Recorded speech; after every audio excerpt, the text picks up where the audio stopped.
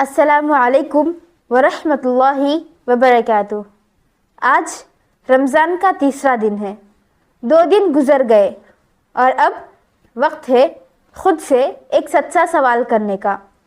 ہم نے بھوک اور پیاس تو برداشت کر لی، مگر کیا ہم نے اپنی زبان کی بھی حفاظت کی؟ یاد رکھیں، زبان ایک چھوٹا سا عضو ہے، لیکن اس کے زخم بہت گہرے ہوتے ہیں۔ ایک جملہ کسی کو جنت کے قریب کر دیتا ہے اور ایک جملہ انسان کو جہنم کے کنارے پر لا کھڑا کرتا ہے۔ ہم روزہ رکھ کر جھوٹ بولتے ہیں، غیبت کرتے ہیں، چغلی کرتے ہیں، دل توڑنے والی باتیں کرتے ہیں، تو سوچئے کیا یہ روزہ صرف بھوک کا نام ہے؟ نبی کریم صلی اللہ علیہ وسلم نے فرمایا، جو شخص جھوٹ اور برے عمل نہ چھوڑے تو اللہ کو اس کے بھوکا پیاسا رہنے کی کوئی حاجت نہیں۔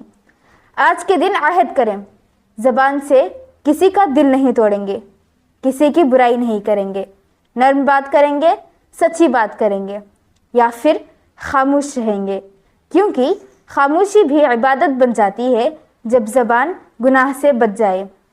یہی تیسرے رمضان کا پیغام ہے۔ اپنی زبان کو قابو میں رکھو، کیونکہ یہی روزے کی روح ہے۔ اللہ ہمیں عمل کی توفیق عطا فرمائے، آمین۔